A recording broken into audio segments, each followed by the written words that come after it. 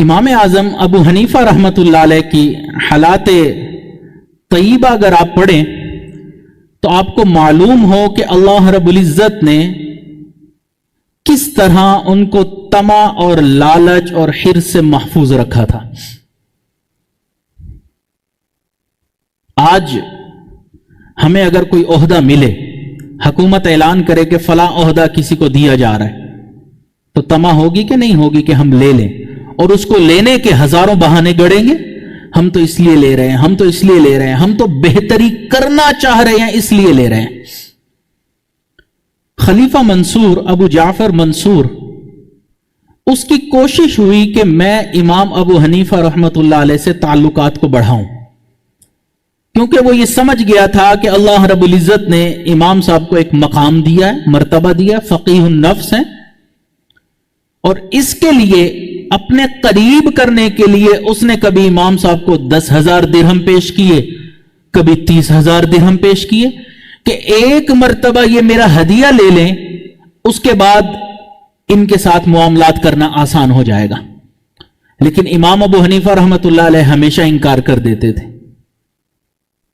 حتیٰ کہ ایک مرتبہ ایسا ہوا کہ بادشاہ نے 30,000 درہم دیے تو امام صاحب سمجھتے تھے کہ یہ کیوں دینا چاہ رہا ہے،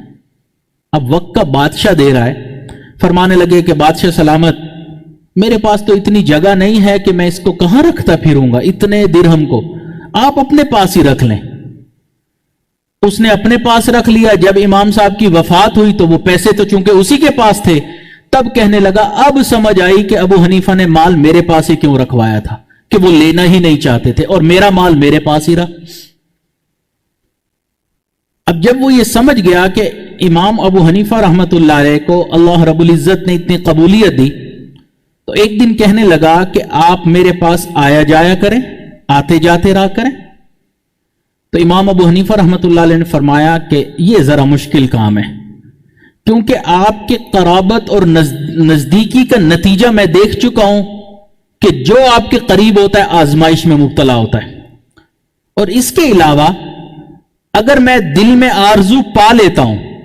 تو یقین کیجئے کہ کسی وجہ سے آپ کے دربار سے آپ نے مجھے آنے سے روک دیا تو خام خواہ میں غم میں مبتلا ہو جاؤں گا۔ اور امیر المؤمنین سچ تو یہ ہے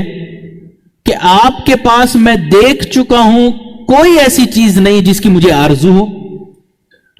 باقی آپ کے پاس آمد و رفت رکھنا کہ آپ کے دار و گیر سے محفوظ رہوں، سو اس معاملے میں میرا خیال ہے کہ بحمداللہ میں کسی ایسے جرم میں مبتلا نہیں ہوں کہ مجھے آپ کا کوئی خوف ہو۔ اور دوسری بات یہ کہ آپ کے پاس وہی لوگ زیادہ آمد و رفت رکھتے ہیں جو ہر چیز سے بے نیاز ہو کر صرف آپ کو ہی اپنا سب کچھ سمجھ لیتے ہیں، اور اللہ کا شکر ہے کہ جس نے آپ کو دوسروں سے بے نیاز کر دیا، اسی ذات نے مجھے بھی ہر چیز سے اور آپ سے بے نیاز کر دیا۔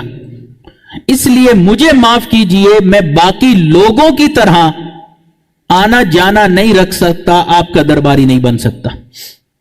پھر اس کے بعد امام ابو حنیفہ رحمۃ اللہ علیہ نے یہ شعر پڑھا، کسرت خبز وقعب ماء وفرد صوب مع السلامہ خیر من العیش فی نعیم یکون من بعدہ الندامہ، کہ کھانے کے لیے روٹی کا ٹکڑا، پینے کے لیے پانی کا پیالہ اور جسم ڈھانپنے کے لیے موٹا کپڑا مل جائے، ایمان، سلامتی اور عافیت حاصل رہے، یہ اس سے کہیں بہتر ہے کہ عیش و عشرت میں زندگی گزاری جائے اور بعد میں ملامت اور ندامت ہوتی رہے۔ اب وہ سمجھ گیا خلیفہ منصور کہ امام صاحب کو قابو کرنا آسان نہیں ہے، تو اس نے کہا کہ ٹھیک ہے، اب آپ اپنے علاقے میں چلے جائیں۔ اب شاہی کیمپ میں سے اس نے وہاں سے بھیج دیا۔ کچھ عرصے کے بعد دوبارہ اس کی یہ تمنا ہوئی کہ نہیں، مجھے کوئی اور بندہ ایسا مل نہیں رہا، تو اس نے امام صاحب کو دوبارہ بلوایا، اور ساتھ میں ایک عالم تھے حجاج بن ارطات، ان کو بھی بلوایا، اور ان سے کہا کہ میں آپ چاہتا ہوں کہ آپ دونوں میں سے کسی کو قاضی بناؤ؟ تو امام ابو حنیفہ نے تو انکار کر دیا. تو حجاج جو تھے انہوں نے وہ عہدہ قبول کیا اور کہنے لگے کہ ابو حنیفہ نے عقل سے کام نہیں لیا، اللہ ان کو عقل دے. آج بھی ایسے لوگ ہیں نا کہ اگر کوئی عہدے سے انکار کرے تو دوسرے کہتے ہیں ان میں عقل نہیں ہے. انہوں نے بھی یہی کہا. اس کا نتیجہ کیا نکلا کہ اب حجاج بن ارطاد ہر جگہ اپنی تعریف کرتے کہ میں صحیح ہوں اس عہدے کے لیے، تو بادشاہ کے زیادہ قریب ہوتے ہوتے اس کے مصاحب میں داخل ہو گئے. لیکن اس کا نتیجہ یہ نکلا کہ ایک وقت آیا کہ ان کے اوپر رشوت لینے کا الزام لگا، حالانکہ وہ قاضی تھے. پھر بادشاہ نے ان کو وہاں بغداد سے ہٹا کر کوفہ کا قاضی مقرر کر دیا. وہاں بھی بدنامی ہوئی، اتنی بدنامی ہوئی کہ پھر لوگوں کا سامنا کرنا ان کے لیے مشکل ہو گیا.